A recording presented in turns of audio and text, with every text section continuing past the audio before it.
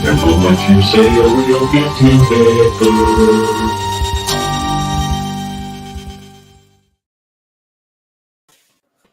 Hey guys, what's up? How you doing? Hello. Welcome to another exciting Three Tortured Souls, where we get to drink and talk shit. Yes! My favorite thing to do in the whole world. In that order. So let's see who is in the chat room to join us already. Hi, Melissa, Bob, John, Robert, and JD. Well, thanks for joining us. Tonight, we are going to talk about collective apparitions. And what we mean by that are apparitions that are perceived by two or more people at the same time. So we'll get into what they are, some of the characteristics, some of the ideas on what they might be, the causes of them. Are they normal? Is it paranormal? Who knows? We'll talk about a whole lot of different things tonight and kind of see where the chat takes us. Hey, Jay, thanks for joining us. And hey, speaking of Jay, yes. I gotta give him a shout out because I spoke to him a little bit after our History of Witches show, and he was nice enough to send me this is some artwork of the museum in Salem. Oh, cool. And then this is my favorite, Skeptics in the Salem Witch Trials. Oh, yeah, cool. Very cool. It's a cool little pamphlet about some of the three prominent skeptical people, I guess, more skeptical-minded, not really skeptics, but skeptical-minded people commenting on the Salem Witch Trials and how they went about determining a witch. So, really cool. Really cool. Cool. Thanks, Jay. All right, opening remarks. I spent a fair amount of time on this one. Dove into the parapsychological case studies, literature, a lot of papers, a lot of books, looked at the psychological aspect of it, the anomalous psychology aspect of it. And it's interesting. It's one of those things that I think more time and words have been spent on the parapsychological part of it as opposed to the actual mainstream psychology part of it. Because you start reading about mass hysteria, mass hallucinations, and they get into more of the UFO religious type experiences. And then you quickly get taken down the path of certain mental disorders, schizophrenia, and those type of things. And there wasn't a whole lot, but it was interesting for me because some of the psychological stuff referred to some of the original work done by the Society of Psychical Research, the Census of Hallucinations and Phantasms of the Living, which a lot of people who follow the parapsychological literature are like, oh yeah, that's classic studies. But people in psychology also point to it as some notable studies in what people experience as potential hallucinations as well.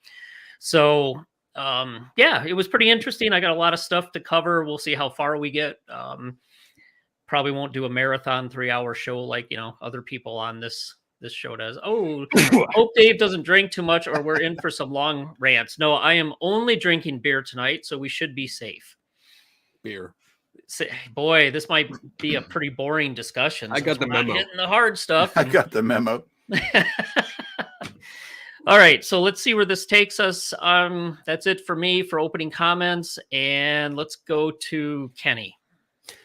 So, yeah, this was a little interesting. I didn't go as deep as Dave did but I pretty much did get deeper than Tim. 'Cause Tim didn't do shit. But no, I looked into it a little bit. I did print out some things here. A few, I don't know if you would call them studies, more like articles, but maybe a study here. Yeah, this was like the contribution of apparitions to the evidence for survival. So that was a paper that I printed out and then started reading through a little bit. And it seems like, I mean, the basic definition is an apparition that's experienced by two or more people. That's what I got out of it. And I did come across some part of a book because I was in Google Scholar, but I a couple pages of a book that went into hallucinations and attributed. It was like what was it? Collective Apparitions. See Collective Hallucinations. And I was like, oh, this is a good one. So yeah, went into that kind of thing. And I mean, this is not an uncommon occurrence. I think it's much rarer than just one person claiming that they saw or experienced an apparition. When you have two or more people, it still happens. I still hear about it today because most of the cases that I've read that were covered are more from like the 1800s. Yeah, and I noticed that too. One of the authors made a point in a more recent paper that the reason for that, they think, is because nobody does good case studies or case follow-ups and investigations anymore. Right. They're more interested in other things, so you don't get that really in-depth type of investigation in the cases that are reporting like they used to back in the day. Right. Which is unfortunate. Right. I agree. I mean, I wish they collected more of these things and sooner. And we'll get into that because I think I mean, no surprise, I'm probably going to have a more skeptical approach to this kind of thing. But I have the first thing I thought it was a few issues that I had with some of the examples that I read about. But we'll get into that. And I mean, it's basically two people seeing.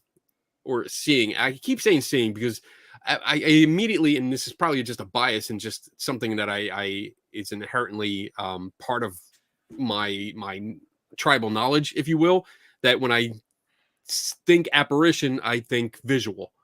So in reading some of this stuff, especially one paper that was heavily biased towards more telepathy or like a telepathic kind of experience, which we can get into. I'm sure you went into that, Dave, or came across that. But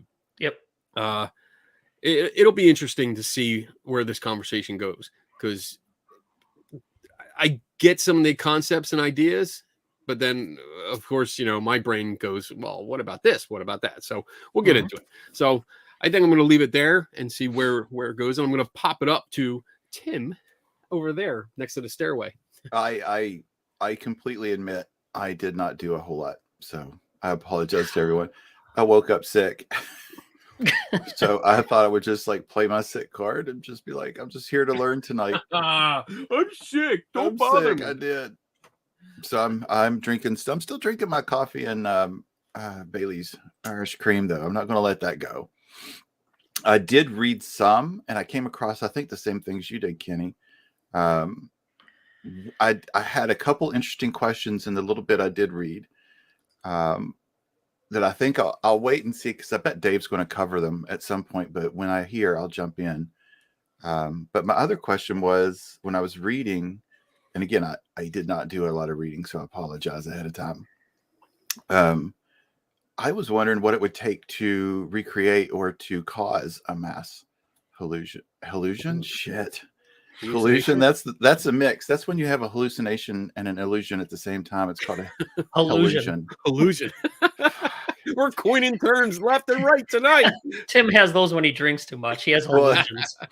I'm drinking on cold medicine and I'm kind of still stuffy. So who the hell knows what's going to happen? But I wonder what it would take to like cause a mass hallucination, either with more than two people like we had talked about, but in any modality, I think that could be any way, but just, I wonder if you could actually create one.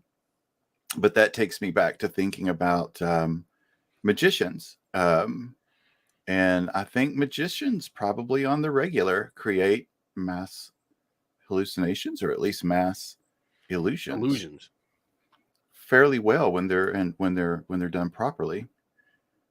So I think we would interpret a hallucination is internal, whereas an illusion can be external or internal. I guess it's on your perception.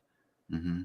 Because like when you see those pictures that look like they're moving, they're not really moving. That's how we Right. perceive it. So that's internal, but it's still an illusion.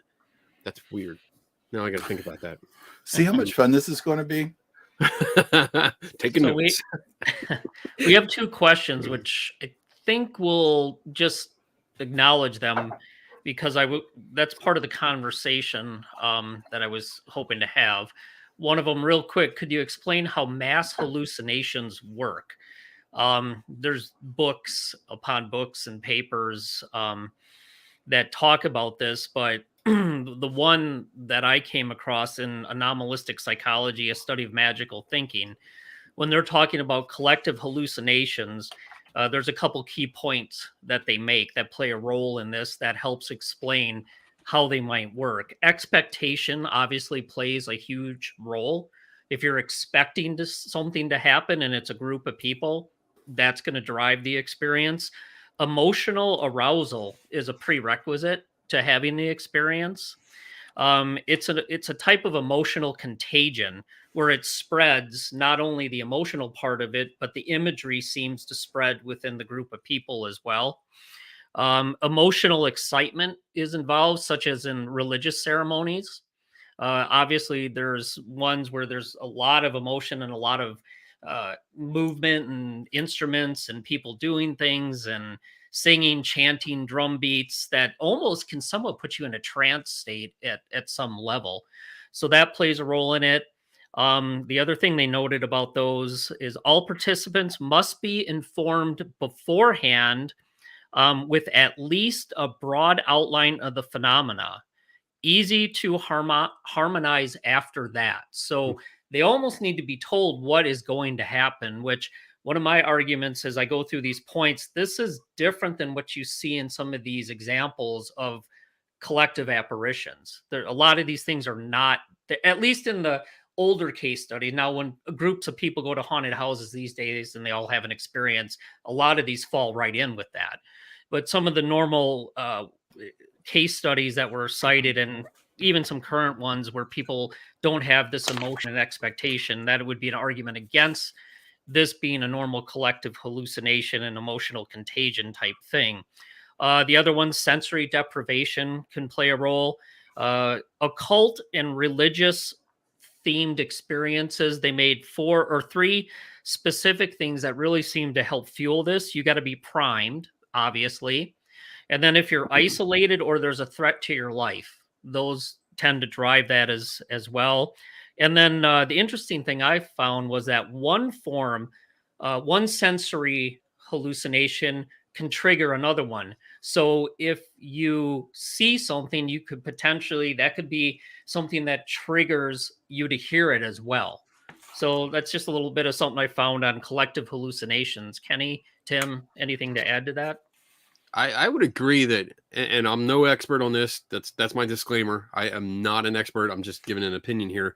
But I think the priming that you mentioned, yeah, I mean, I think that would definitely have to be a factor because, I mean, imagine we're all different anyway. So if we're drunk or high, and that's what I'm going to go with on why someone would be hallucinating. I mean, you'd either be really drunk, which I have experience in. I've never hallucinated, so I'd like to know how drunk you have to get, or what you have to drink in order to hallucinate. Absolutely. I may or may not have experimented with certain other substances, but I've never had that experience, so I don't know what an hallucination is going to be like. But I would certainly expect. I would expect you would have to know a story. You would have to know what is expected. You know, like, oh, you heard the story about the ghost in the house. You know, everyone read the same story. And then, therefore, I would expect similar experiences if a whole bunch of people hallucinated. You'd have similar descriptions because they would all be drawing upon the same material, same source material, to create that hallucination in their head. But other than that, I don't know. I know there's been mass hallucinations like religious hallucinations or events where people have all said, like I think Our Lady of Fatima, I think that was one. Ran into that.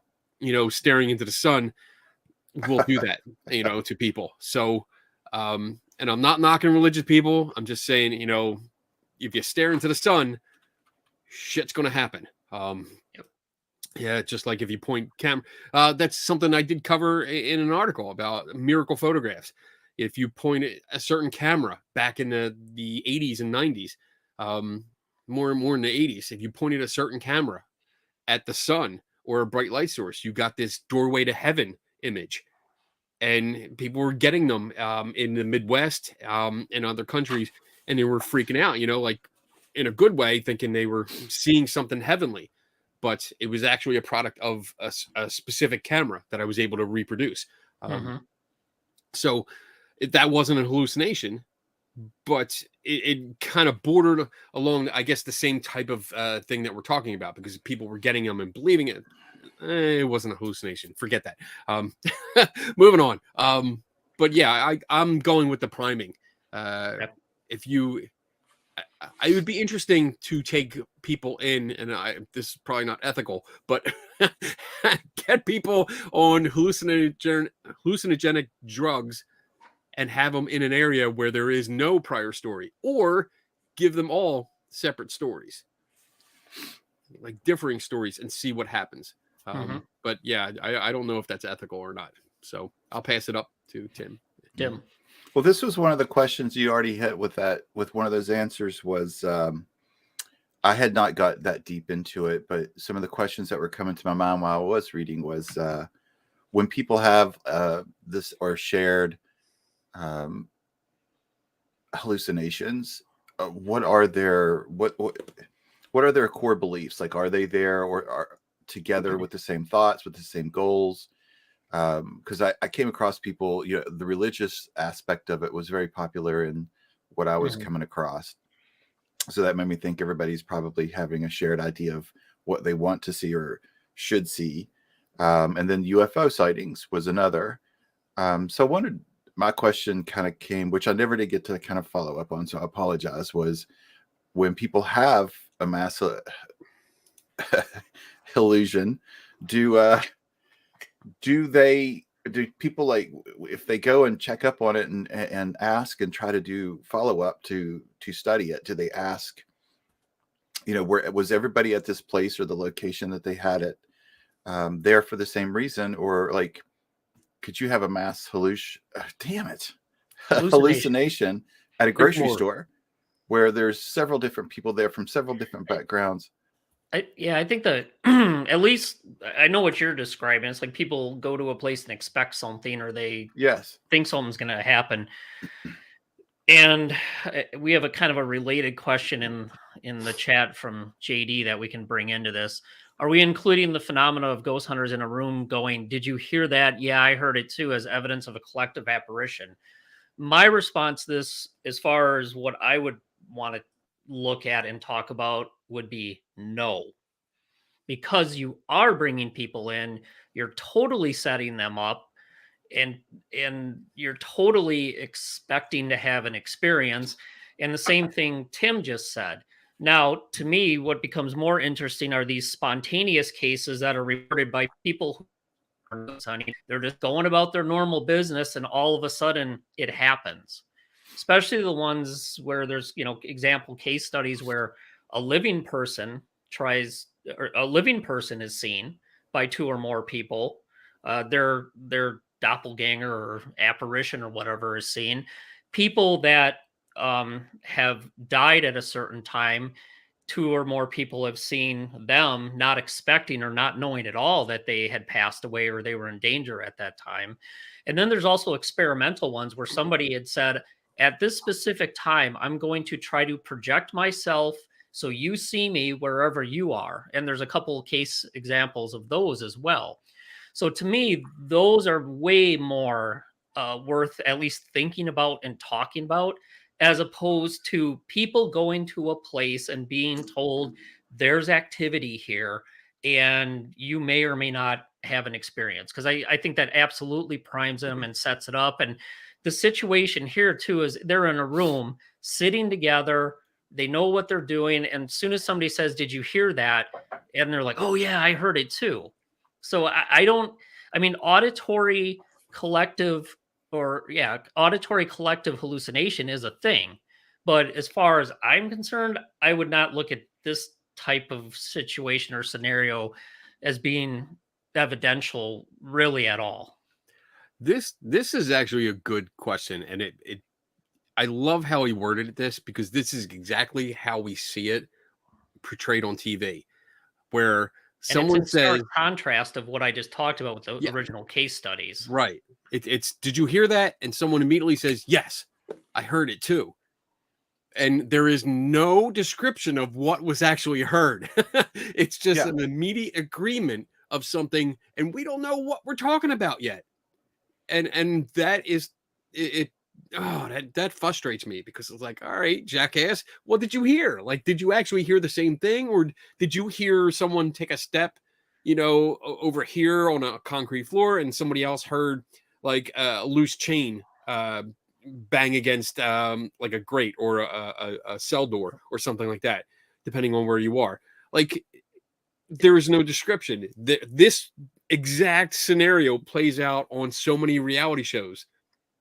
And sometimes, and I won't name names, but people, maybe we reviewed a book recently where you see their faces and they're like, oh yeah, I heard it too. And it's completely obvious on their face that no, they didn't fucking hear it. They're just saying that to agree. Yep. And that annoys the shit out of me, because it's like, no, we didn't even establish what was heard yet. Yeah. People The might best thing to say, do, the best thing to do here would be, if you go into a situation like that, don't say anything, and then report it independently to other people and see if it matches up. That would be the best way to at least try to deal with something like this. So 'cause I sorry, think Tim, you go could, ahead. no, that's fine, because I think people could get set up or set themselves up for fear of not being included in an in an experience. So did you hear that? I mean, probably somebody might just go, yeah, I heard that, because they don't want to miss out or say that they did see something, Right. or they don't want to be the ones that missed it. So I think Mhm. that's some pressure for people to do that as well. So that's interesting. Yep. Yeah. Especially if agree. you have a TV show. Yeah, because you want that confirmation. You want to not want only that be part of the drama. group, but you want everyone to be confirmed. Like, yeah, we are finding something. Yeah. Instead of, Yes. no, we're not That's finding kind of where I'm anything. at. Yeah. Yeah. Yep. Yeah. All right. Okay. Let's clear out another question before I get into a little more background on what we're talking about and some of the characteristics.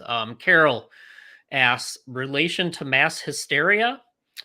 I'm going to say yes and no, and then I'm going to open it up and let Tim talk first. I saw this and wanted to read more about it, but did not. Um, in some of the literature in the psychological text that I read, had actually referred to and said that there is no mass hallucinations, but it is referred to as mass hysteria. I think It it's was mass interesting to me. psychogenic illness, isn't it? It was interesting to me. I wanted to get into it, but I just didn't have the energy, so I apologize. But I did see that, and it was in one of the psychological texts that I had read. Okay. So mass hysteria, I'm just looking it up to just make sure I had the right definition here. Mhm. In mass hysteria, people of a group start to believe that they might be exposed to something dangerous, such as a virus or a poison. So that kind of reminds me of the recent Havana syndrome. Yes. That popped up in the news, where people thought they were under some kind of sonic attack, because people started Yeah, if you mentioning that they had symptoms and other related symptoms. And I think I think it goes into what you touched on, Tim, about being part of a group, maybe. And if somebody has something, or somebody has a stomach virus, or they're not feeling good, and I'm sure we've all met people like this, where something's mentioned and it's like, oh yeah, you know what? So do I. I have that too. And Yeah. it's like you want to say bullshit, but you're like, okay, whatever, and we keep going. But I think we see that a lot across the board, not just with paranormal topics, but anywhere. Right. Yeah, and if you look at, there's a list of common symptoms. The Tennessee Department of Health compiled symptoms based on their commonality among outbreaks from 1980 to 1990. And the top, there's a lot of them, but the top, I don't know, let's say 5: headache, dizziness, nausea, abdominal cramps or pain, and cough. And then it goes down to fatigue, sore throat, burning throat, hyperventilation, watery eyes, vomiting, tingling, anxiety, nervousness, diarrhea, rash, itching, loss of consciousness. There's actually, within that entire list, hallucinations is not even one of them. So I would have to say, for the most part, while they do say, some references say that hallucinations could be part of it, but as far as what I saw, I don't think they're the same thing exactly. I think there's a little different mechanism going on here. That's my thoughts. I'm not an expert on it, but that's just kind of what I think. Yeah, yeah. Mass hysteria seems to be more, I want to say, biological. In definition, it's like it triggers a biological response in some Right. way. It might not be a biological thing or an environmental thing that's you're responding to, but it's a biological, physiological response. Right. Okay. Cool. Okay. I feel smart. You guys are smart. That's why I like hanging out with you. All right. So let's talk a little. I was going to talk about. I think have a we're all lab clear coat. on. We're all clear on what a hallucination is, right? Not everybody gets a lab coat. Only us smart people get lab Some of us order them and they don't ever show up. So I guess they checked my IQ level and decided, ooh, no, don't give that guy a lab coat. Sorry. So I'm just sorry I had to go off camera. Doctor. I had to blow my nose. Nobody should see or hear that, so I apologize for that. Yeah. Are we good on I think so. hallucinations, or should we just read a quick definition from the DSM-5? Go ahead, read the definition so we're all on the same page. Okay. So hallucinations are perception-like experiences that occur without an external stimulus. They are vivid and clear with the full force and impact of normal perceptions and not under voluntary control. They may occur in any sensory modality, but auditory hallucinations are the most common in schizophrenia and related disorders. Auditory hallucinations are usually experienced as voices, whether familiar or unfamiliar, that are perceived as distinct from the individual's own thoughts. The hallucinations must occur within the context of a clear sensorium. Those that occur while falling asleep or waking up are considered to be within the range of normal experience. Hallucinations may be a normal part of a religious experience in certain cultural contexts. So that's out of DSM, which is obviously used to diagnose certain mental. What are you doing? Okay, Tim, yeah.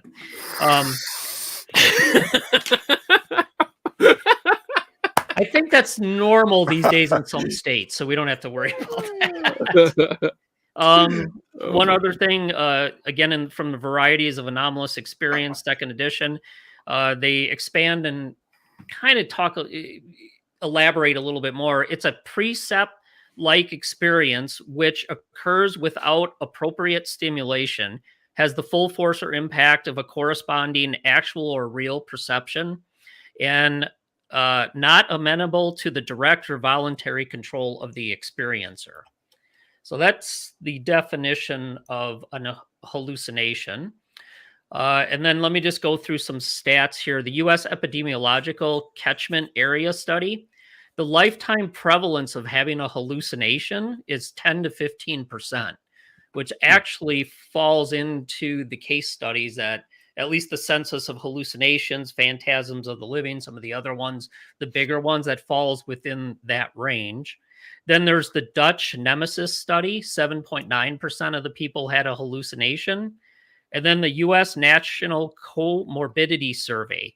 This broke it down by the type, the sensory modality. 8.5% were auditory, 7% visual, 7% tactile, and then only experiencing 11.4% of the people only experienced one of those. 3.9% experienced two, and only 1.6% experienced all three at some point. The other thing they noted is in the bereaved, 70% of people who are undergoing bereavement have a hallucination. It's usually preceded by an emotional arousal, sensory deprivation, or continuum. There's a continuum that goes from abnormal to normal. So a mental, physiological, or psychological problem to just the normal population. Okay. So just out of curiosity, the bereavement is so high, and I know that can be such an emotional and psychological,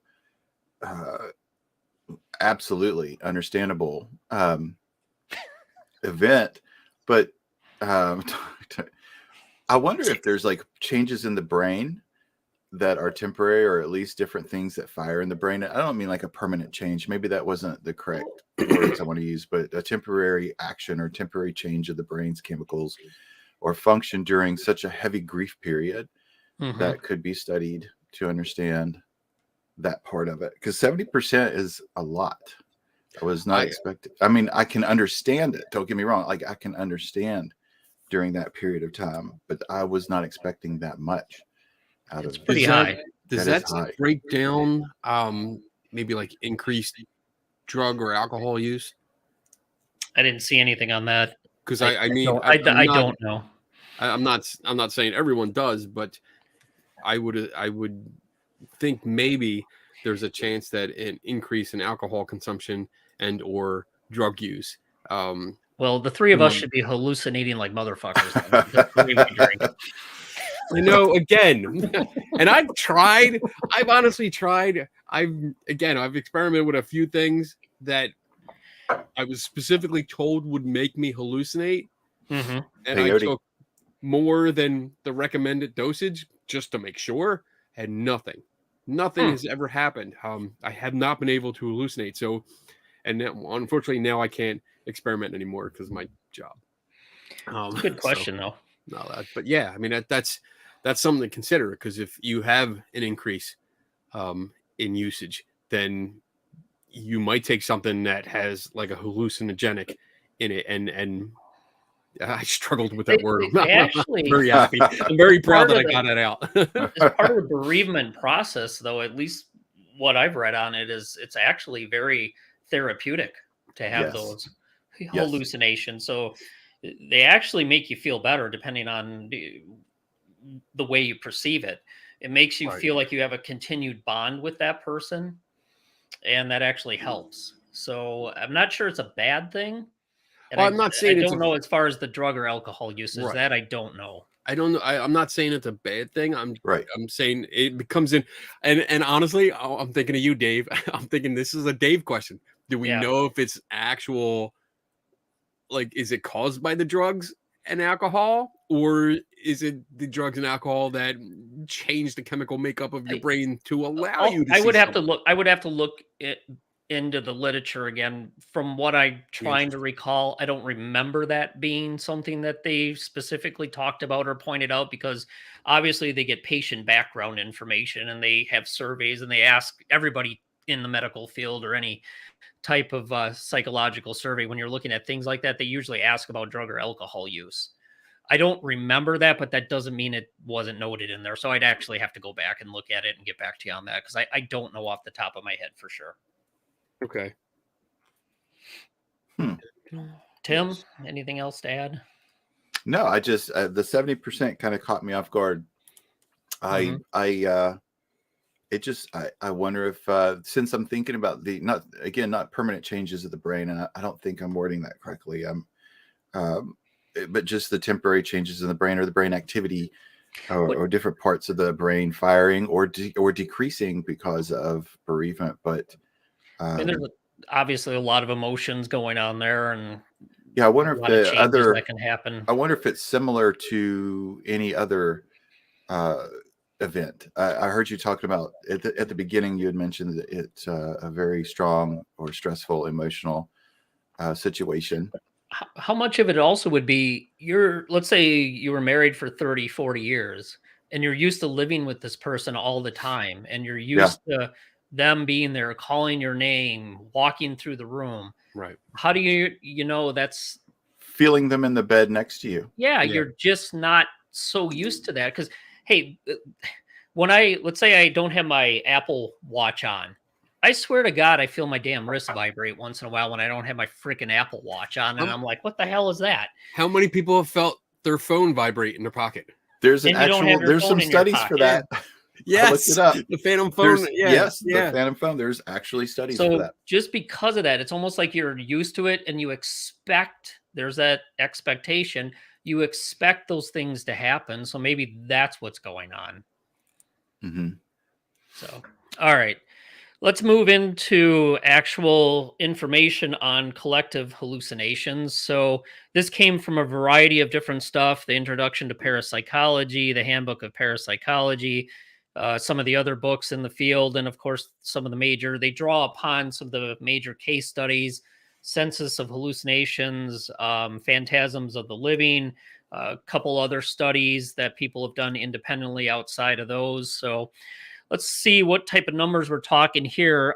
Actually, it's interesting. 25% of the case studies that were looked at and collected throughout many years, from the 1800s up until the 90s, they're seeing about 25% of the apparitions experienced are collectively perceived. And then they note that not all of the people, if you have a group of 2, 3, 4, or 5, not all of them will perceive it. Only some people will perceive it. And then the Handbook of Parapsychology, looking at a study from case study analysis from 1956 and 1933. There were 46 cases where a second person was present, and 26 of those it was collectively perceived. And then you look at Tyrell's book, Apparitions, where he analyzed 130 collective cases out of the census. About 8% of the total were collective perceptions. When more than one person was there, if they say one of the arguments they make is there's not always more than one person there. So the numbers could be actually higher, but a lot of people are just by themselves when they have the experience. But if you look only at situations where there was more than one person there, they think it's closer to 1/3 of the experiences are collective experiences. So let's see. In one final book, Apparitions by Green and McCreary, they say that they can be witnessed by 2 to 8 people, but they don't note anything larger. They didn't find anything where with more than 8 people there were experiences. So let's see. One last thing: 13 cases, additional cases by Haraldson in 1998. 99 publication. There's also publications from 94 and 2009 where they continued to analyze this. And then very last one, the Census of Hallucinations. This was the big one. 17,000 people they sent surveys out to. They were actually 17,000 people replied. 15,316 said they didn't have any experiences to report. 1,684 said yes to a sensory hallucination of the kind derived in the question. 95 out of the 1,087 were collective visual hallucinations or experiences. 34 out of 493 were auditory, and 2 were touch. 283 of the cases were with 2 or more people present, and not all of them experienced it. Only 95 out of the 283 were collectively perceived by at least 2 people, but not necessarily all the people. And then the number of cases keeps going up as you look at more and more information. So I'm going to stop there for now and see if you guys have any comments before we get into some of the other characteristics and types. I would like to know if it's possible to set something up to actually watch that. or to catch. Maybe it has happened. If you could actually witness a collective hallucination happen. But if it's a hallucination, how would you do that? Just by the definition of a hallucination? No, not. Oh, Not. oh, oh, oh. I would like to see what the people are doing. It reminds me of that. Not saying that it was, but the picture that Kenny analyzed, where they were all in the room for shoot, I forget. It was like the 1970s photo. Oh, the and they had entity yes. case? Yeah. Mm-hmm. Like it would have just been interesting because we had noted that had people seen that or maybe hallucinated that they've seen it, we might not see it. But I would like to see the reactions of people during a mass hallucination. And I would like to immediately, if I could, like separate all of them before they could like talk about what they saw and interview each one. Yeah. I would just, it would be very interesting to me to watch a group of people have one. Yep. Would be cool. Yeah, and how you would do that, it would just like the entity case. That photo is a good example because if that was a hallucination, then it would not come up on camera. Yeah, but even if it wasn't, let's just say that there was something happening there. If it was a ghost flipping around through there, the people's faces would have been focused and probably had fear and awe and shock. A reaction. If it was, we didn't see it, but they reported a mass hallucination at the time. Yeah, you would still see fear, shock, awe Mm-hmm. in the facial experiences of them. Right. So with the senses, now you're talking about the senses of hallucinations. Was that the study? Okay. That was in 1894, right? Yep. So I guess my comments on that would be that it's a census. It was more like a survey. I take it, and people were self-reporting. They did follow up and do interviews, though, on Okay. a good number of them. And they had strict criteria. If you read what they included and excluded, they had fairly strict criteria. But they do acknowledge the shortcomings of that in itself. Okay. They do. So And they say there's only a handful of cases. They thought if you assigned an evidentiality rating to them, there's only a handful they thought were really good. Okay. But I think what they're trying to do, and John makes this self-reported data as meh. I think what they're trying to do is go for numbers. Obviously, the more numbers you have, you're trying to get a pretty good idea of at least what the general characteristics are of what people are experiencing. And I don't know if I would necessarily say that self-reported data is completely I mean, it depends on how you ask the question, how you interview the people, how do you validate the questionnaires? Because quite honestly, John, if you go to the doctor, and sorry, I'm going to star that. Didn't want to show that. If you go to the doctor and you fill out and they ask you what your symptoms are, that's self-reported data. So if the doctor said, well, I don't fucking believe you, where are you at then when you go to the doctor? Especially if it's something that's I don't know, maybe a psychological issue or something else. I guess I'm just not convinced that self-reported data is bad because there's been a lot of time and money in psychology and research to have validated question sets that get at self-reported data. So I don't agree with that, but I'll leave it to Tim and Kenny to comment. Where I'm getting at is, I mean, self-reported data. We're talking. I mean, anecdotes. That's what's an anecdote? What's an anecdote? Anecdote is your perception of an experience. But would some people argue that an anecdote is no longer an anecdote after it's recorded, questioned, and analyzed? Is it still an anecdote? And put into the context of other people's case studies and examples. So if you provide a story, it's your story, it's your anecdote, it's your story. If you analyze a story, what does that mean? Are you investigating the details of that story? Are there dates? Are there records that you can check to verify certain things? I mean, this is a big topic. That question alone is a big topic. Exactly. That's not where I'm going with this. I'm going with the other details, as in when people self-report experiences, when did these experiences take place? And again, full disclaimer, I did not read the actual report, so I don't know. I've only read what other people have written about it. It's a couple thousand pages, so have fun with it. Okay, fuck. Damn it, Dave. I need more time. I mean, like 11 o'clock on a Saturday, that's when I start researching for the show. Damn it. Unless it's my topic and I want to look like I'm smart, then I start on like That's funny. Wednesday. But no, issues that come up are with self-reporting cases like that. Is that was it? How long ago was it? You know, are we talking days or weeks or years? Oh, yeah. Decades sometimes. Were they really paying attention? There's catchphrases, not catchphrases. There's red flag phrases in some of the stories that I read, some of the examples that I read, where people make it a point to say, "Well, I did look at the clock because of this, or I did do this because of that," and it's either way.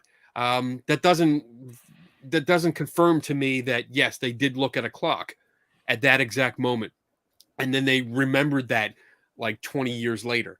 And again, I'm giving examples. I'm not saying specifics here. It's that doesn't tell me that they really did look at a clock. It doesn't tell me that they didn't really look at a clock. It just says, well, they're trying to reinforce this. I don't know if it's true or not. That's the problem. Some of these things, and I think you and I, Dave, have actually gone into this before with the problem with like decades or years or even months old.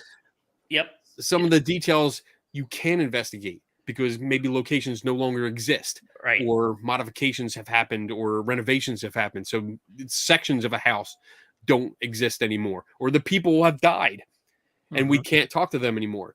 So I understand the collecting the stories, doing the surveys, getting people to report. And then you also have people that, I mean, how many times have we talked about how we can fool ourselves, how we can misperceive things? It's so, and if you're talking thousands of pages worth of just a study, I mean, that's like a lifetime of work to actually go through case by case. Yeah. And there's two comments from a paper that they made about what we're talking about. The first one, criticisms of malobservation, deficient memory, motivated distortions, and chance coincidence apply to some spontaneous cases, but not necessarily to all. Some spontaneous cases occur in circumstances which may actually enhance accurate observation and memory. In spontaneous cases rich in detail, chance coincidence is somewhat improbable. The authenticity of spontaneous cases is supported by the observations of similar patterns in collections of cases found in different times and places. These patterns do not necessarily support a paranormal interpretation of the cases, but the study of types may assist in judgments about paranormality. So they're saying, yeah, I mean, it is possible, but as you study a lot of these and you look for common themes or motifs in them, that's the value of studying these type of reports, to see if there's something to it. But yeah, no, I agree. Some of these, you look at some of the ones, they reported them 30 years later. It's like, oh, when I was 8 years old, I remember this experience, which I agree with you. I'd be like, I can't remember what the hell I did yesterday. I couldn't remember what I did 30, 40 years ago. Yeah, I that's always something that comes up, and we've discussed issues with memory and eyewitness testimony before. But yeah, when you're talking, like, I think the one example was almost a year later that three sisters had experiences. Two sisters had one experience together at slightly different times, but like within minutes of each other. And then the third sister and the second sister had another experience days later, but they didn't write about it until almost a year later. So the other issue that comes up with that is that these people, and especially with that example that I gave, they're sisters that talk often. And did you separate these people at the time of their experience, or as soon as possible afterwards, or have they had days or hours or weeks or months to talk about the stories, and then you have the potential for people borrowing details and adding details from other people's stories to their own to fill in the blanks, to fill in the gaps. Mhm. This is always something that you have to be on guard about, and I'm not saying it always happens, but it does happen.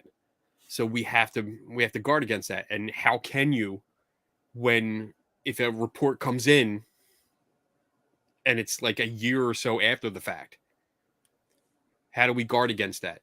I don't think we can. We can So how do acknowledge you, it. then how do I guess the question then is how do you explain the common themes and motifs and reports? The core common themes. I mean, how do you explain them? Is everybody just misremembering and it's just a chronic human condition? And also, why don't more people have these experiences and remember them? Why is it only 7, 8, 9, 10%? I mean, that's a good question. Why? Well, there's two questions there. Mm-hmm. So, what was the first question? Why, if you look at hundreds of cases, why, if there's hundreds of cases Common- of this, of common things. why are they reporting common things when they're from different parts of the world, different people, different backgrounds? I mean, the only common thing that you would point out is maybe people talk to each other and misremember. So how can these be so similar across a broad time period, geographic area if there's nothing going on? And So if I guess we have to look at the are they so similar?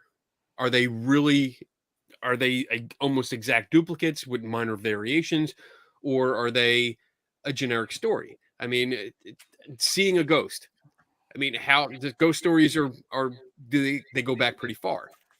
We've read ghost stories. We've read ghost stories, so I could tell you a generic ghost story um, from my perspective, and basically say I walked up to my house and I saw a person that I didn't know walk towards me, turn, go up my walkway, and go up to my door and disappear. That's a generic ghost story. Mhm. And you can read about that you could read about that in Reader's Digest, New York Times, New York Post. You could read these, especially during holidays. Or even back further, you can read ghost stories and get that general idea. And I'm not saying this is the cause, but I'm saying this is a potential influence. That if you've read about that kind of story, if you've come across that kind of story, it's ingrained. It's ingrained into our culture. And again, I'm speaking from a modern point of view and going back Mhm. to maybe the 70s. That's as far as I go, 1970s. I want to make that clear because some of these studies and examples go back to the 1880s Right. and around there. So definitely a different time. But people read more. Newspapers, books were more popular than today. But Right. that's something I would offer. And again, I can't say for sure if that's the cause for everything. It's definitely not a catch-all. It's not a a one size Mhm. fits all explanation. It's not. And then for why people are experiencing these things or why such a small percentage is experiencing these things. I mean, that's maybe that's the same question we see today. Why does such a small percentage of the population report UFO sightings? Why Why such a small percentage report Bigfoot sightings or seeing a ghost on the news? You know, why is there such a small percentage? Maybe people don't have an interest in it. Maybe people don't care. Maybe people that if they oh my goodness, how many beers have I had? If they do misrepresent or misperceive an event, do they say something or do they not say something? Mhm. And in the case of a survey, how many surveys were actually sent out as opposed to how many were returned? We have the number of returns, but I'm curious as how many were sent out, and how many people just didn't respond at all. Mhm. Um, and that can go either way. Maybe they did have an experience and they just don't want to talk about it. Maybe they didn't have an experience at Yep. all, and they were like, "Oh, well, I don't care." not the events, but the expression of those events is purely subjective. Can the experience be the same as the actual events? Yeah, people. Yeah, I mean, yeah. If you show anybody two of the same movie clip or scene, and then independently ask them what they saw, you're gonna get variations on it, even minutes after they just saw it, because of their personal interpretation and take and verbalization of it. So I'd say, yeah, they're Yeah. gonna somewhat relate something differently just by who they are and their background and worldview. This show is a perfect example of that because we pick one topic and you get three perspectives. We could read the same paper and give you three interpretations Right. on it. Right. So yeah, that's perfect. So it doesn't mean Perfect. it didn't happen. It might Right. just be the way Right. you're expressing it differently. Exactly. Exactly. Okay. Tim, we're gonna make you talk. You got anything? Yeah, bitch. Say Actually, something. thank you so much. My wife's in It's here, like he so I want victored to say, himself. Oh, tonight. sorry. Hi. I want to Selena. say hi to Selena. So when you guys were talking about recounting ideas and memories, the only Mhm. thing that kind of comes to me is my daytime job is, one thing that I do to help pull out very specifics is I think there's two types of memories that I work with when I work with trying to get memories from someone outside of, just talking to them. But there's episodic memory and there's script memory. So episodic memory is a memory that is something. So if you have somebody that has experienced something many different times, they can give you, if you ask what happens during this time, they can pick all kinds of different things from the 50 times that they've experienced that to give you a sum up of what it's like when they experience something. Mhm. The trick is to find a script memory, which is listening to it and thinking about a very specific time that they can latch onto, and then getting that one-time detail into what happened on that day. So it's kind of what I was writing that, and I was trying so I think John thought I fell asleep, but I was writing all the notes down and trying not to cough in front of everybody. But I like that part of it because that's something that I do in my day job, is to help distinguish someone from when they have a lot of experiences, so that I can get very detailed, very specific events from somebody from one. So that way, when you get one, if you can get someone to tell you something that is very specific, you can start getting corroborative evidence or corroborative information. And what that means is, Say if it you again. can corroborate, corroborative. I know. I'm sorry. My nose has messed me up, but I'm getting a little buzz. So corroborative evidence. And basically what that is you want them to be able to give you something that you can go and corroborate their story. If you can do that, then you add credibility to their story, and that helps their story as well. Mhm. So typically you won't necessarily, kind of going back to what Dave was saying, if you get the total sum of what they see or what they experience in an episodic memory, like of everything that has happened, then it's still important, but it's also important to pull out something that you can corroborate with Right. information. Yep. Man, All you're right. making Well, I fun think of a sick person. we're close enough probably to a Oh close enough to a break time. And before we take break, I don't know what John, Dave, can we see your shirt? My nerd senses are tingling. Okay. What do you got? Oh my.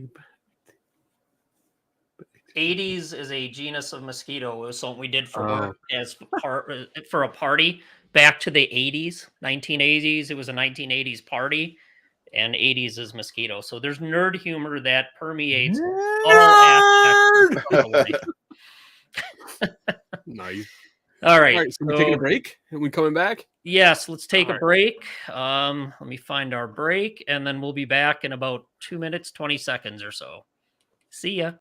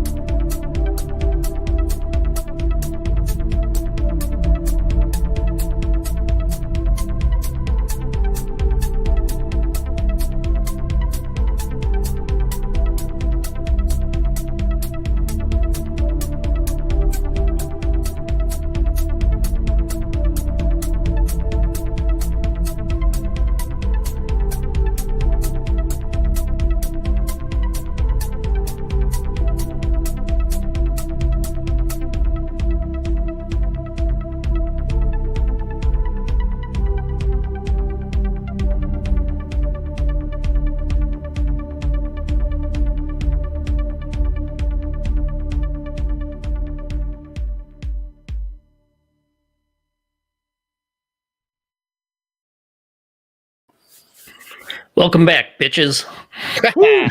Hey, somebody commented about me getting a fridge, and I just wanted to show off my awesome Oh, fridge. Oh, that's right. cool. we Yeah. have a mini fridge up here as well, but not Nice. near as cool as that. I'm gonna have to get one of those. But they are nice. Very cool. All right, let's. I'm gonna make a couple comments here, and then we'll get to some more questions. Study by Hart and Hart in 1932 to 33.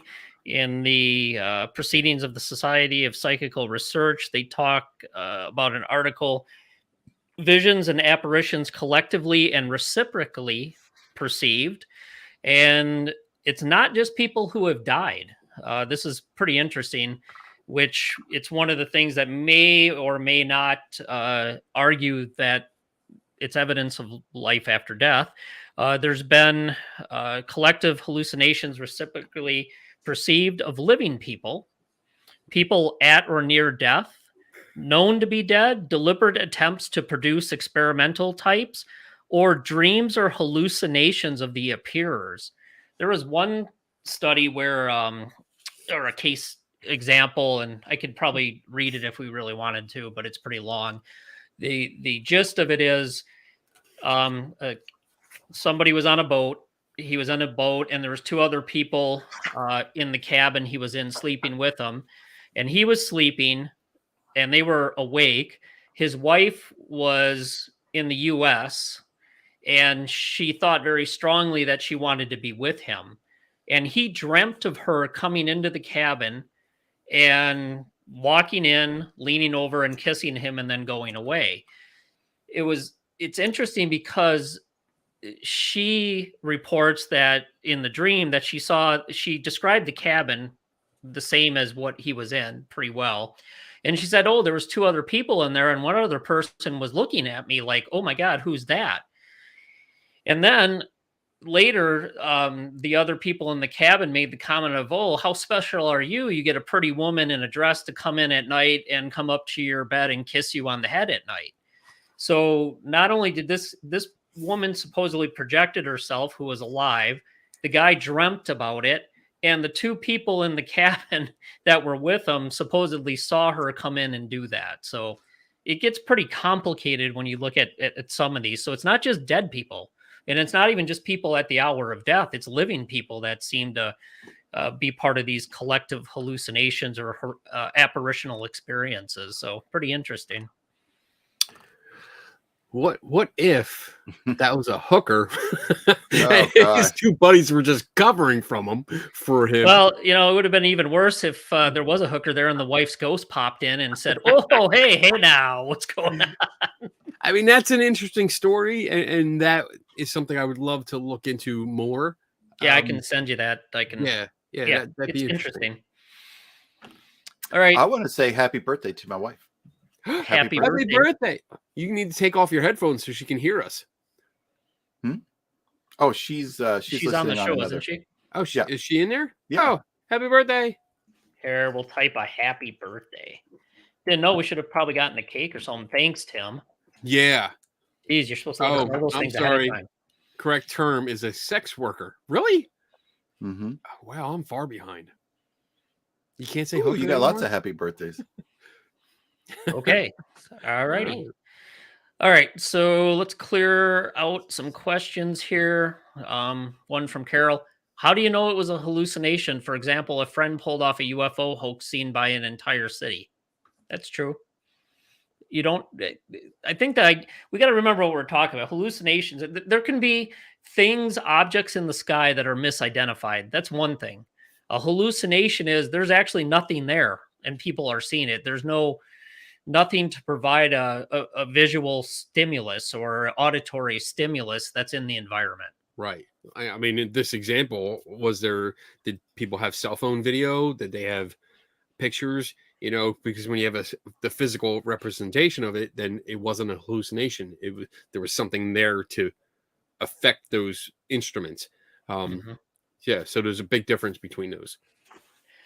One more for Carol for Tim. This must have been from a while ago. Didn't they have photos like that from Fatima? I don't know. I saw when I started reading this, I saw that the Fatima. I did not get into it, so I don't know. Fatima? Is that how you pronounce it?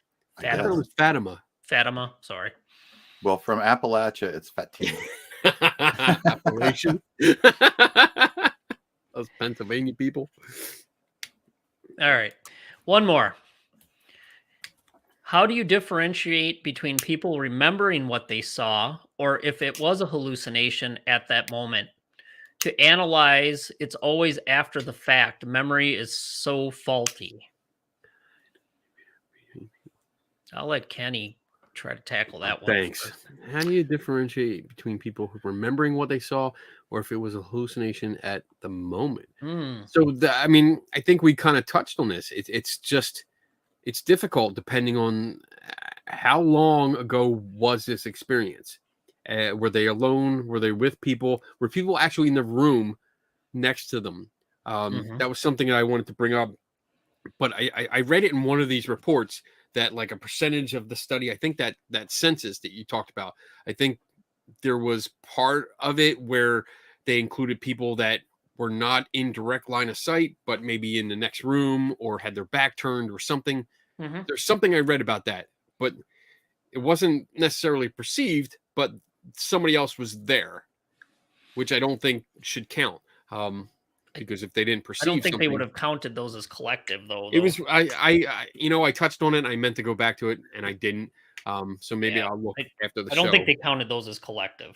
But I mean, yeah. How do you know if someone's remembering something and telling you their experience?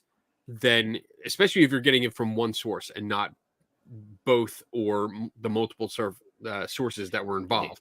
So if you're getting it from one source from long ago, then yeah, you can't differentiate because I mean to them hallucination and reality perception is the same. You're perceiving this thing and you can't tell the difference. That's why it's an hallucination. You can't tell the difference between it being a fake and reality. So there is no differentiating.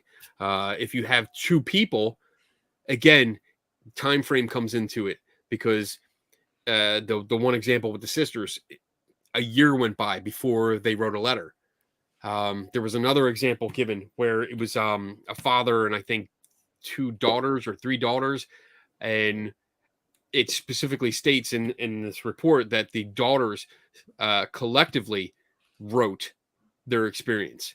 So Yeah. they're obviously they're writing it together. They're writing the story together. They're writing the narrative. So you don't know who fill in what blanks, and one sister is like, oh well, it turned its head this way, and the other sister is like, well no, it turned it this way, and then looked up, and then they're going to decide which one is which. Yep. So I don't really know how to answer your question there, because when it's after the fact, it's hard. You're dealing with someone's perception. Even if these two guys, if we all saw something together at the same time, no matter how good of a description either of these guys give me, I still don't know what exactly they saw. And that's what it comes down to, because I didn't see what they saw. Yep. And that's always going to be a Absolutely. problem. But we can just get as best we can. And I think, Dave, you touched on it. Just collect the data and see what stands out, what patterns stand out, and then look at them closer. And then hopefully take that information and that data and what patterns there are and what the limitations and shortfalls were of those case studies and the way they did it. And if you're going to do it again, build upon that and do it better. Right. Tim, anything you want to comment on? Yeah, I'm not sure. I think you both covered what I was thinking. Remembering what they saw, or if it was a hallucination, that might be the same thing as far as recounting a memory. But I just go back to if you want to help give credibility to somebody, thinking about how you ask the questions and get the information, and then go back if you can. Not just asking about what you saw as in terms of what might be the paranormal thing that you saw, but where were you? What time was it? Do you remember what was on the wall? Do you remember who was there? Do you, what are the contextual things that you see around you? What was it like outside? and then going to the place if you have the possibility to go back to the place, and then looking to see if any of those things are there. Also, something that I like to do is, did you tell anybody? So have you talked to anybody since then? Not necessarily that was there, but hey, did you go home or did you leave somewhere? Did you tell your friend what you saw? And then you go talk to that friend and see what they remember about what that person told them. Yep. It's not necessarily, again, the core things. Thinking about memory is, you want to look at the core of the memory, see if it matches up, because just like Kenny said, did he turn his head to the left or right? That is probably, that's going to be perception for the person. But what's interesting is two people say they turned their head, left or right. It could just be memory thing, but it just adds credibility. Plus, you can go look for yourself and find out. Okay. I make it a habit of recording everything anymore. Yeah. Like whether I'm at an event or a ghost hunt or a conference or an interview or whatever, I record it. I take out my phone, I take out a little audio recorder or something, because I can't tell you how many times I've written articles and I take direct quotes from like a podcast, and I have to listen to the quote like 6 or 7 times, because even though it's like a 10-word sentence, by the time I write down the third word, I'm like, what was the next word? I don't know. I have to listen to it again. Okay, I get 4 or 5. Okay, what was the next word? Memory is just so, I mean, and that's short term versus long term, and we can, that's a whole nother show, which would really be cool to get into. But like memory just sucks sometimes, and we can't be sure of what we actually saw, what we heard, what we experienced, what we touched, felt, whatever. Even our emotions, we can misrepresent because we think back, and now we have hindsight. Now we have new influences over the years. We have new biases. We have new filters. And we look back and think, oh, well, I wasn't so scared then, when you were actually terrified at the time. I mean, and of course, when we're telling other people stories, we don't want to look bad. We don't want to look embarrassed. We don't want to, we want to make ourselves look a little bit better than we were. And that's just natural. That's natural, because I always tell everyone that I'm awesome, no matter what. So it's just a natural thing. So, yeah. Okay. One from John. Dave, with your degree, how is this helpful in an evolutionary way? Oh boy, it's been a long time since I've taken any class or coursework in evolution, but I think the argument is when people are quick to assume a movement out of the corner of their eye or a shadow, you're better to misidentify it as something specifically a threat and try to avoid it or heighten your arousal to deal with it than sit there and go, oh yeah. So it's probably better to misinterpret and misidentify things as a threat and take the appropriate action than it is to sit there and not respond, because you could end up dead. And that's one argument I've heard as far as why it would be advantageous from an evolutionary perspective to maintain this ability to misidentify and get into a heightened sense of alert with ambiguous type situations or stimulation. Any other comments on that? Nope. You got it, Dave. It's been a long time. Then John asked, then whose perception is the correct one? Ooh. Well, it's always Kenny's. We know that. Fuck yeah. No, I don't know if there is ever a correct one. If somebody has a photographic memory, I'd probably consider theirs to be fairly good. But it's not, to me, it's not an individual correct one. It's looking at all, especially, and I'm talking about just this topic. It's looking at the reports by everyone. If there's 4 people in the room and they report, or you get their experiences, it's taking all of them and seeing what lines up. That's, to me, what's more important than trying to decide whose story is the most reliable. I don't know. Maybe You're Tim or not going to Kenny have have, a better answer there. no one's going to have a 100% correct perception, because you are constantly filtering the world. All of your inputs, all of your sensory inputs are coming through filters. You have experience, you have knowledge, you have biases, you have upbringing, you have line of sight or no line of sight, you have echoes. All of this factors in. So we could be in different rooms and something could happen in a house. We could hear an explosive type of boom, and we would have 3 different perspectives. They may seem very similar, maybe like 98% the same, but you're going to have that slightly different perspective. Somebody might hear it and think, oh, it came from outside. Other people might hear it from inside the house. You're not going to have 100% correct perspective. No one will, because there's too many factors. There's too many variables to consider. And like you touched on, Dave, you really have to go through all the stories. You have to gather all the anecdotes. You have to look at the evidence, the data that's available, and determine, all right, what really happened here. You have to look at the environment. You can't just take people's word for it. And that might sound harsh, but I mean, even if my own mother came up to me and told me something, I'd be like, how do you know that? I got to check that first. And that's just the nature of the beast. You have to verify what people say. That's the best I can give you. Okay. Tim? Sorry, I was chatting with Carol. I missed the What whole the hell? What? I'm sorry. What's the matter with you, man? Oh no, I had a question, so I answered it. Okay. So fired. I know. I'm a slacker. We can get fired.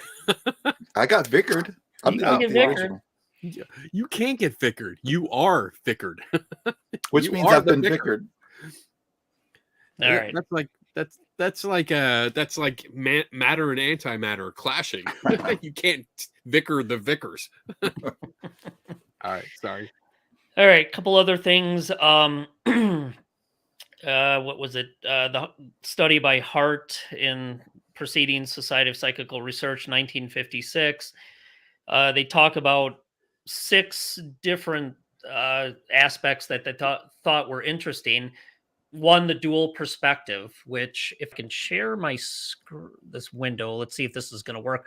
Last time I tried to do this, they told me I wasn't able to do a dual share here, which really annoyed the living crap out of. Oh, there we go.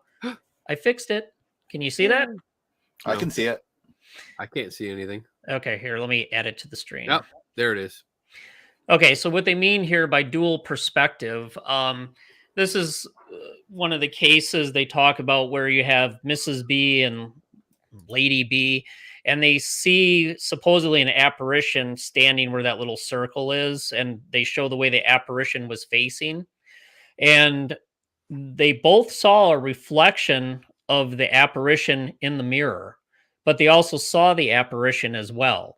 So their descriptions, and as they drew this out based on their descriptions, it was showing their dual perspectives. So it wasn't like they were just saying the ghost in the face of a lady. They were seeing it from their perspective in the room, that's pretty interesting. It seemed to be like if there was really a person standing there. So if you're going to say, and you're going to influence somebody by saying, I saw the ghost of this old lady and saw her face straight on, and you're influencing somebody else and they say, oh yeah, I saw the exact same thing, old lady, old face, dress on, whatever. But then you start picking something like this apart, and they're actually reporting what they saw based on the location of where they were, where the supposed apparition was, and then the reflection in the mirror. It's interesting, and it's also potentially a very complex hallucination. And I can send you guys this paper if you want to read it some more and analyze it a little more in depth. It's interesting because like I've seen in what I've read, there's like the dividing line between people that believe such things are more telepathic, Mhm. like telepathic in nature, where one recipient sees a figure and then telepathically communicates that to recipient B, Mhm. who sees the same thing because it's a signal from recipient A. But then there's also the other camp where it's a physical manifestation. It's an objective manifestation. Shut up, Tim. I'm so glad that you just fucked one up. Thank you so much. Thank you so much. Good night, everybody. So if this was a case of telepathic hallucination, yeah, kind of thing, then this is where I go deep down the rabbit hole, because then you have to think about, well, the person that's creating this illusion or hallucination is creating all of these details, not only the details of a figure, but now in Mhm. this particular case, a reflected image, which they cannot see because the reflected image in the mirror would be different from what they were line of sight seeing. So Yep. there's a lot of detail and a lot of attention to detail that would be necessary in order to create something like this. Yep. So And there's actually different variations of that telepathy model too. There's the shotgun approach, which they call the multiply directed telepathic initiation, damn, where whoever the ghosty is causing the telepathy. Let's say I'm the ghost and I'm telepathically projecting to both of you and I direct the whole thing, which is complicated. Then there's the infection theory where I telepathically send it to Kenny and then Kenny telepathically sends what's going on to Tim. No, thank you. I've already got it. Then there's another one, the extravaganza theory. This is typically Tyrell's idea where the telepathic agent, me, the ghost, would affect the primary percipient, B, which would be Kenny, and B, in creating his apparitional experience, does whatever the hell he needs to do to make it real to himself and everybody else. So there's little variations that they've spent a lot of time on trying to figure out if the telepathic hallucination hypothesis was correct. There's problems with all of them, and all of these guys who came up with these, they're all like, no, I don't think so, it could be this, it could be that, and they're duking it out because they don't know what it exactly it is. Good It's kind of fun to read. The old literature is actually pretty interesting. There's a lot in there. I was getting into it just to see. You can definitely read the bias one way or another. Like the one paper that I was reading, I forget which one it was, but they were obviously on the side of the telepathic hypothesis, and anything that had to do with a physical manifestation, they downplayed it, and the wording that was used, you could just see like they were totally for one and did not like the other. Yep. And it was interesting. It's really interesting because they don't hold back. But like this case with the mirror, that's interesting because like my first question would be how much time passed between the experience and then the report of the experience. I'd have to dig into the article. Yeah. Okay. All right, we can move on because I know I have a lot of questions that just can't be answered right away. Yep. And I'm not afraid to admit that. I'll say I don't know and I'll get back to you. I don't care. My goodness. What? It's a novel concept in the paranormal community. I know. Has anyone connected mass hallucinations to sports fans who score their team's Dude, every time I watch a fucking Packer game, I'm doing that. And then I see the replay and go, well, maybe he didn't catch that. Yes, that happens all the time with me. I hallucinate many great things when I'm watching sports. That's a great example of perspective, though. I mean, your biased perspective. If you're rooting against my team, you're going to swear he dropped that damn ball, as opposed to me swearing that he caught that ball. Yes. Yeah. That's a good question, Bob. Thanks for bringing it back to something that's very important and relevant. It's more realistic. All right. So a couple other things they noted: greater or equal to 3 people collectively perceiving The pedestrian type by more than two, where they just walk by you and the perspective changes as the apparition walks by, and both people report the same change in perspective. We talked about the dual positions, walking around them. There's been situations where they'll see the ghost there, and the collective, the group will kind of walk around it, and they're getting different perspectives as they're walking around it, like it's a real person standing there. Like, when does this happen? Obviously, people need to stop with the fucking K2 meters and the little flashing red LEDs and start collecting case studies again and look into this stuff. I mean, that's the holy grail right there. But again, they're just what people reported, and they documented these. And these are the ones where they spend a lot of time in the reviews of these case studies and debating what could be happening and hypothesizing, because this isn't just your typical, I thought I saw a shadowy mist over in the corner. They're looking at it going, to us, this is the interesting shit that there could be something going on here. Okay. And then, of course, apparitions of the living observed independently from both inside and outside of a location. Like if somebody's in the room, they're seeing it, and somebody might be either in another room. I think, Kenny, you mentioned that before, or they might be outside the house looking in the window, and they'll say, who the heck was that in the house you were talking to? I saw two people in there, and they're like, yeah, so did I, but then they disappeared. So Right. there's a couple other interesting nuances there. All right, well, we're coming up on a hour and a half here. So do we want to go around and talk about, which we already did a little bit, some of the potential natural explanations? Just recap those. Yeah, we can start wrapping up. I mean, Yeah. that's cool. Yeah. And then I'll save the last question from Redman 4277 until the end. Okay.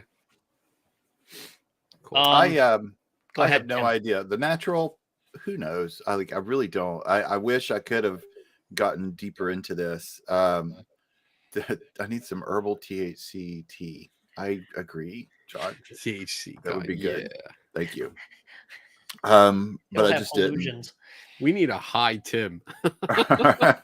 No, yeah, actually, but yeah. I don't know. Like sometimes when I hear this, like I'm not gonna lie, from my perspective, like this is kind of a big pill to swallow for me. That's why I would really like to see this happen. I don't know. I just don't know enough, and I didn't read those. But when I hear people like, how many people have circled a ghost and looked at a ghost or looked at an apparition or a hallucination? I'm not really sure. But it just, I would like to know the conditions. It would be interesting to know the people. Did they have motivation? What's their background? During the time that they reported, was there anything that was financial in their life that they needed? Like, not saying that they're lying, but it would just be interesting to know. Pseudo skeptic. Sorry, Tim. Go ahead. It's okay. Yeah, well, this is kind of where I'm going. So, like, I can't say, I'm not going to belittle or begrudge anybody that in those reports, because I don't know. I don't know enough to do that. But from my gut punch reaction is, I'm just kind of like, whew, man, that's a lot. That's a lot to take in, and I would love more information, but I don't have it. Shameless plug. That's okay. That's good. Yes, if we don't figure it out, I mean, obviously, go listen to John. He'll figure it out. It's called Let's Learn Shit. So there you go, John. There's your shameless plug. Good shameless plug. Glad to do it. $29.95, please. Absolutely. He'll have shirts soon. Awesome. I mean, the ones I came across, I guess, power of suggestion, pareidolia. And then we've talked about the mass psychogenic illness, collective hysteria, illusions, misperception, priming. All those things are obviously play a role. But I mean, there's at least, a couple cases you really dig into, and you're like, if it actually happened the way they've described, and there is those witnesses and more than a couple, pretty interesting stuff. It makes it hard to explain 100% by normal means. Yeah, and those are the kind of cases that interest me, and that take a lot of time.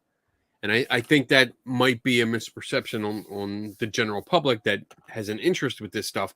It's not as simple as, oh, I'm just going to look it up on Google.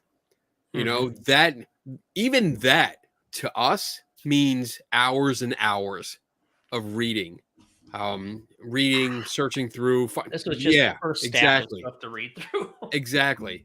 You know, going through all these books, volumes, papers, articles, whatever, to find the information. And then that's not even accounting field work, actually interviewing the witnesses themselves. Yep. You know, if it's possible, because a lot of these, especially when you're talking 1800s, it's not possible to interview the witnesses anymore. Well, Not according to I guess, psychics and mediums. yeah, I stand corrected. Seriously, this Tim. work sadly needs to be repeated. And it should be. Right. And we have so many people out there that are wasting their time doing stuff that's ridiculous that could actually be contributing to something meaningful. Right. The few cases that are interesting, that do raise an eyebrow, need attention. They need a lot of detailed attention, and it takes time. I mean, you're not talking a couple hours, you're talking days or weeks, and even longer in some cases, just to track down some of the facts and perceived facts, to make sure that they're verified. So it's much more difficult than just saying, oh, let's look into this. It's so much more work.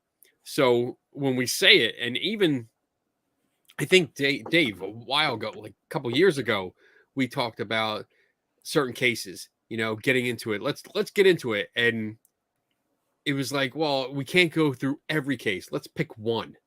Mm-hmm.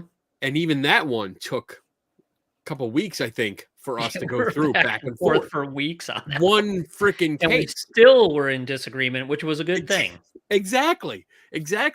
And I mean, that's just one example that shows you how much time that goes into just one case. So Good topic. I can't stress that. What cases do raise an eyebrow? Perhaps a topic for next Saturday. There's plenty of cases that raise an eyebrow, and we're slowly getting through them. There is a list, but yeah, I mean, I don't know how much more I can say about it. It's just, from my perspective, it's very difficult to really get into it, to study it. I love it. I will do it, but it takes time. So you can't expect us to, like, you can't expect to ask us a question and say, hey, you know, can you have this ready by next Saturday? No, absolutely not. Not going to happen. And I might not have it this year. You know, it might be something that comes up next year where it's like, hey, we're doing a show. We finally got done this investigation of this case, you know, and we can talk about it. So I just want to stress that's my point to bring up. Yep. It's a good one. All right, Tim. I guess we're just kind of sliding into closing comments too. Sorry, I had to blow my nose again. No point in everybody seeing that. A mass hallusion of me blows in my nose. A mass hallusion? Yep, I like that. I'm going to coin that. I had a hallusion. I enjoy that. That's going to be that's my new word. This is interesting to me.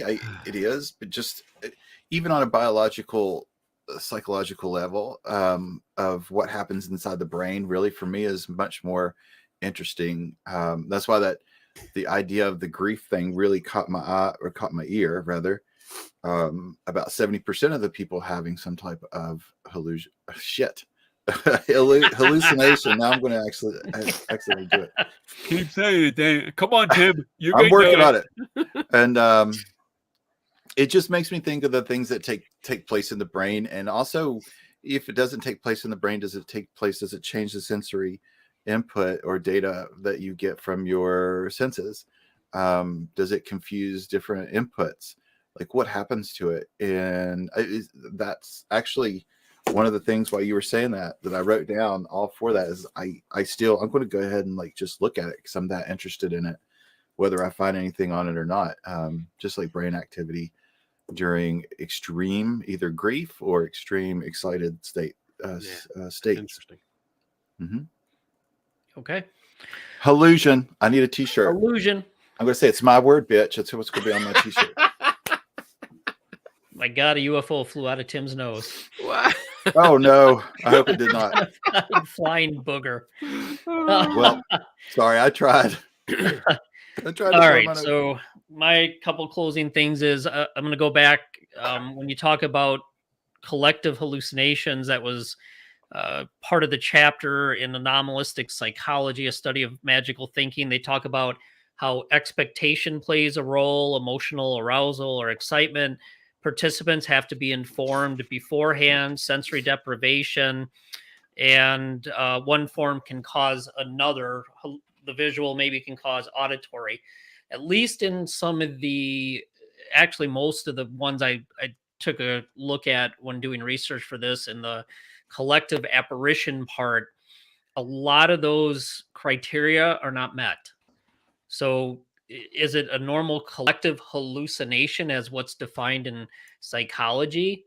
Maybe not. There might be more to it. We don't know exactly what it is. We don't know.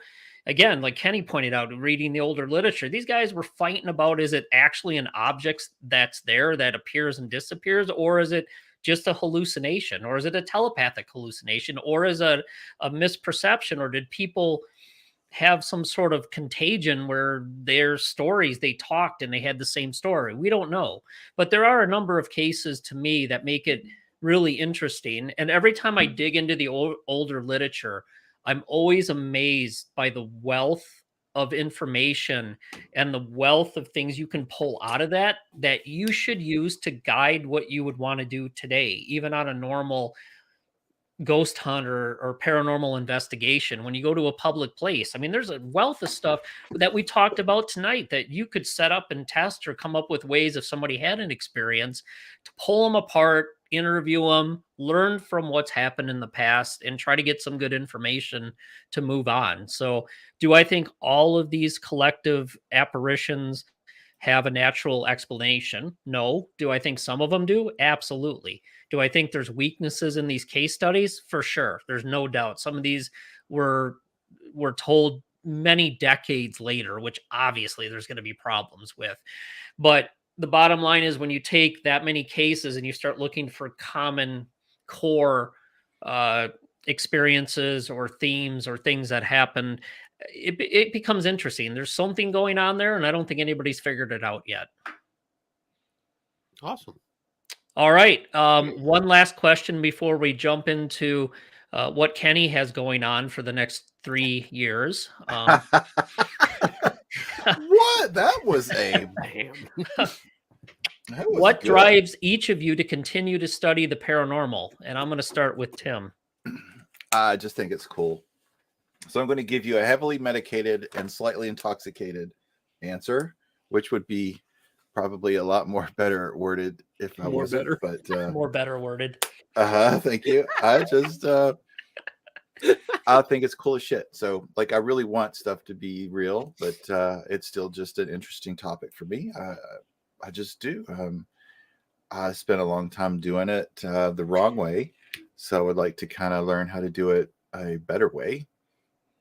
And I think learning as I go is a good thing, so I can and think about how to do things different. Like, one of the things I love to do now is just come up with, how can I test claims, or how can I set up an experiment, or how can I waste $2,000 to $3,000 on equipment and not know what the fuck I'm going to do with it, but I'm going to try something anyway. It's, and then what you do with it, you share it, you give it away, you let everybody see it, you let them tell you what you did wrong, things that you liked, and then hopefully they'll take it and try it themselves too. So I hope so. But the paranormal itself is just really cool. I just enjoy it. All right, Kenny. Cool. I love solving mysteries. That's it. I mean, I went from the excitement of a ghost hunter just experiencing weird shit and being able to say it was a ghost, to actually finding reasons or causes for things that happen. And it's not to be a downer or spoil the party. I love figuring it out. I love looking into it. I love the history. I mean, going back to school, like high school, I was horrible. I usually failed at least one subject every semester. That's how bad of a student I was. I didn't have that knack for learning. I didn't have that drive. Now I do. I love doing what I do. And I think that's the difference. I love learning about the history of a place, about the people, and then looking at the clues and putting the clues together to come up with a rational idea. Mhm. I mean, I could get into some cases. The cases that interest me for as a skeptic are ones that I write about, you know, and I have the opportunity to investigate those and write about them and put them on a platform. So it's my ultimate goal. I'm still looking for something unusual. I'm still looking for that ghost, that alien, that Bigfoot. I'm looking for that. Despite what people might think, that's what I'm looking for. Mhm. You know, and everyone that comes up with this new opportunity or new, hey, if you only come to this place, you'll be a believer. I'm fucking there. You know, I will go because I want to see, I want to have that experience that all my investigation techniques and then reaching out to other people and their investigation techniques cannot solve. And the actual solving of that mystery is this is something, this is a ghost, this is a monster, this is a alien. That's what I want. That's my ultimate goal, you know. But until then, I'm gonna Scooby-Doo the shit out of everything. And there you go. Closing statements, drop mic.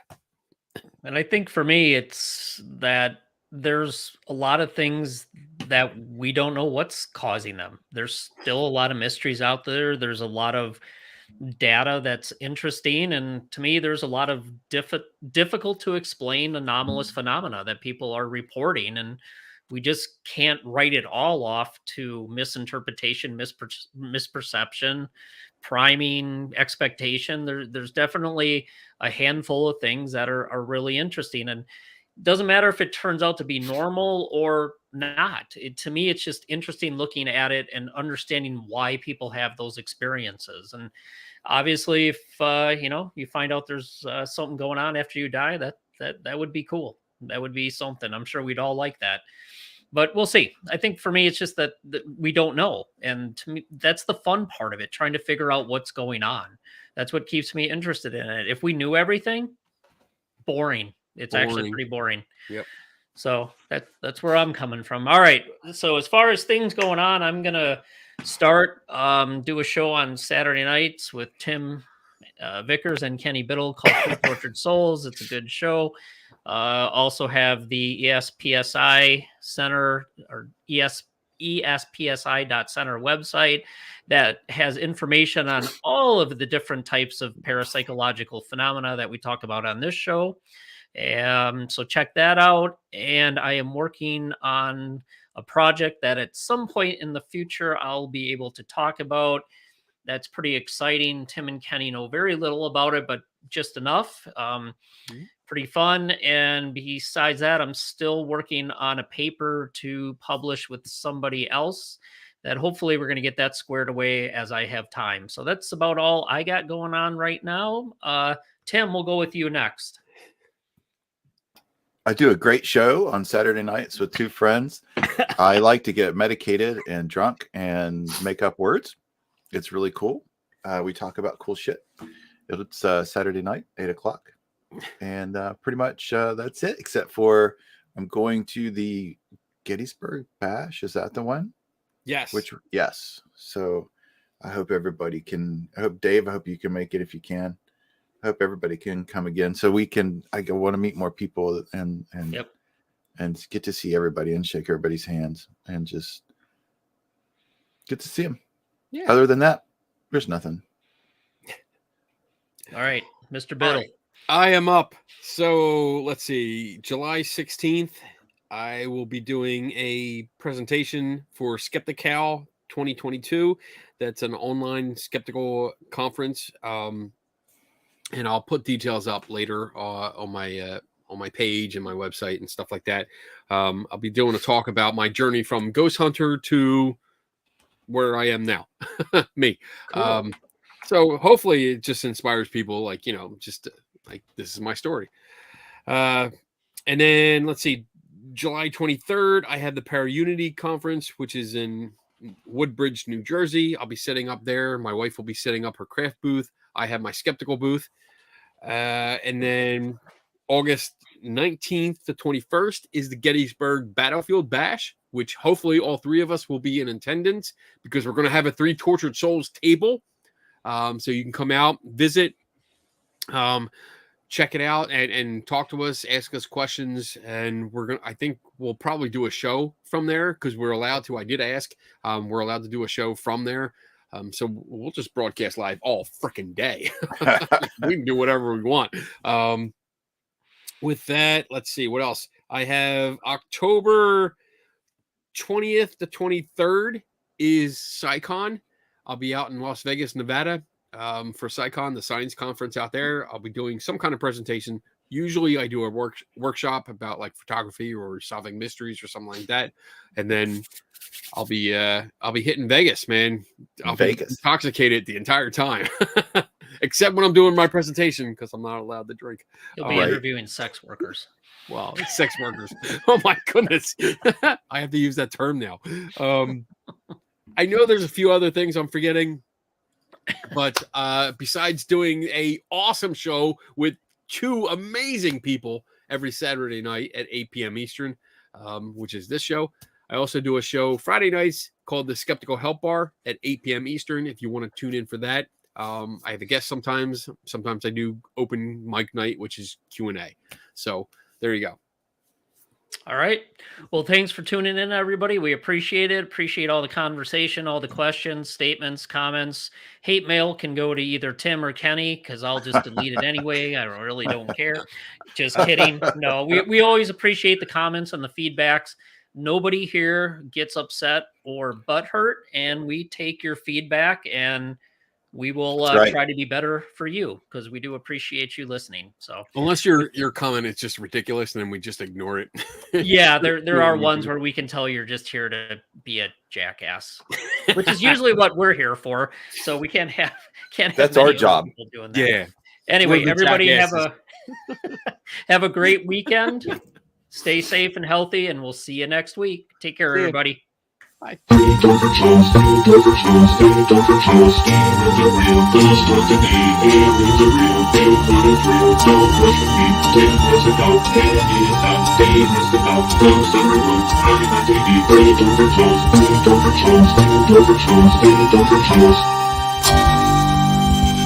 and all what you say, oh, you're getting better.